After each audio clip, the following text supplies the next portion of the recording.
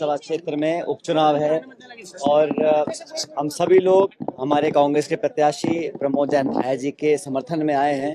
और ये उपचुनाव एक महत्वपूर्ण उपचुनाव है क्योंकि यहाँ पर जो भाजपा के विधायक थे उनको कोर्ट ने उनकी सदस्यता खारिज करी है। ये आरोप हमने नहीं लगाया, ये तो माननीय कोर्ट न्यायालय का निर्णय था कि सीट खाली हुई है और इस वजह से यहाँ उपचुनाव हो रहा है।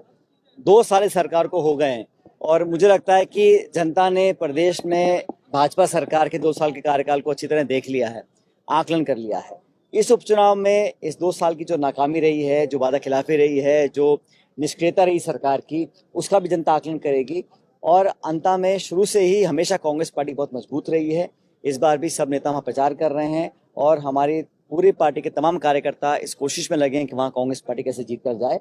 और उसीलिए आज मैं प्रमोद जैन भाया जी के प्रचार के लिए आज अंत आया। आपके तूफानी दौरे से वसुंधरा राजे घबरा गई है सर, क्या कहना है इस पर? नहीं, ये बात सच है कि वहाँ वो वसुंधरा जी का भी क्षेत्र पड़ता है, लेकिन जितना अंतर करे भाजपा में है, टिकट का वितरण भाजपा ने कैसे हमने देखा, अंत तक खिंचाव रहा और इस बात को दिखलाता है कि भाजपा के अंदर आपसी खींचता तनाव इतना है कि उसका लाभ निश्चित रूप से कांग्रेस पार्टी को मिलेगा। भाजपा की सरकार, भाजपा का संगठन, स्थानीय नेता कितना समर्थन करेंगे इस उम्मीदवार का मुझे मालूम नहीं है। बहरहाल हम तो अपनी बात कर सकते हैं। कांग्रेस पार्टी के तमाम कार्यकर्ता और प्रदेश कांग्रेस कमेटी ने हर तहसील पर, हर पंचायत पर, हर बूथ पर अपने नेता कार्यकर्ताओं को वहाँ बैठाया है प्रचार के लिए और पूरी टीम मिलकर करी। 36 कौम का समर्थन हमको मिल रहा है और 2 साल के जो कार्यकाल सरकार का बिल्कुल जनता की जो विश्वासघात किया है उसका परिणाम हमको देखने को मिलेगा और 14 नवंबर को अच्छे बहुमत के साथ कांग्रेस पार्टी चुनाव जीतेगी। नरेश मीणा भी है और आपके बहुत बड़े फैन है, वो कह रहे हैं आज मैं कोई कार्यक्रम नहीं करूंगा। विधानसभा क्षेत्र में जब उपचुनाव होता है तो सब लोगों को ये छूट है चुनाव लड़ने की, कोई भी चुनाव लड़ सकता है, अंतिम निर्णय जनता करती है। और ये चुनाव 2 विचारधाराओं का है, चुनाव भाजपा कांग्रेस का है, बाकी कोई भी चुनाव लड़ सकता है, सबको छूट है।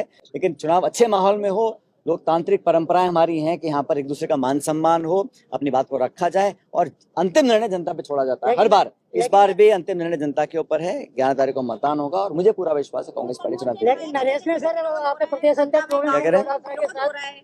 देखिए, सब तरह के लोग होते हैं विधानसभा क्षेत्र में, लेकिन कांग्रेस पार्टी की जब सरकार में तब भी हमने बहुत काम किया। इस विधानसभा क्षेत्र में जो विकास के काम हुए हैं, अधिकांश काम जो कांग्रेस राज्य में हुए हैं और कांग्रेस के उम्मीदवार जब वहाँ विधायक तब वहाँ सारे काम हुए हैं। मुझे लगता है कि चुनाव अच्छे माहौल में होना चाहिए और भारतीय जनता पार्टी की पूरी सरकार यहाँ लगी हुई है, मैं जानता हूँ, लेकिन बावजूद उसके जनता की ताकत को रोक नहीं सकता। कांग्रेस पार्टी जीत कर जाए। आप बिहार से आए, बिहार में कैसा माहौल देख रहे हैं? बिहार में तो देखिए बदलाव के सुगबुगाहट प्रत्येक जिले में है। जिन जिलों में मैं गया हूँ वहाँ पर महागठबंधन को प्रचंड बहुमत मिल रहा है।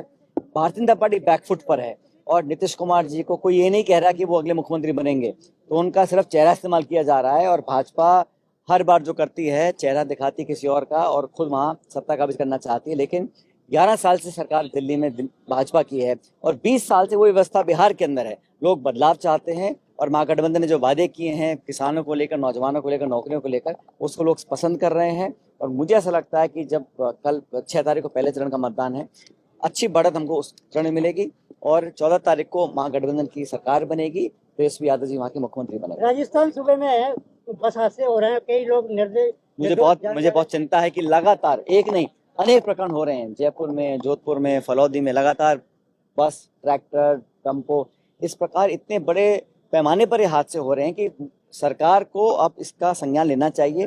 एक कमेटी गठित करनी चाहिए, चाहे वो ट्रैफिक है, चाहे यातायात के नियम हैं, चाहे सड़क की कंडीशंस हैं, कुछ ना कुछ करना पड़ेगा क्योंकि निर्दोष लोगों की जानें जा रही हैं। कभी टैंकर पलट रहा है, कभी आग लग रही है। इस प्रकार मैंने पहले कभी देखा नहीं, इतने सैकड़ों लोगों की मौत हो गई है। तो सरकार को गंभीरता से लेते हुए कुछ दिशा निर्देश जारी करने चाहिए, एहतियात बरतने चाहिए और कुछ मापदंड तय करने चाहिए। कहीं ना कहीं लापरवाही हो रही है, इसीलिए बार बार इस प्रकार के हादसे हो रहे हैं। बहुत दुखद है और भगवान न करे ऐसे हादसे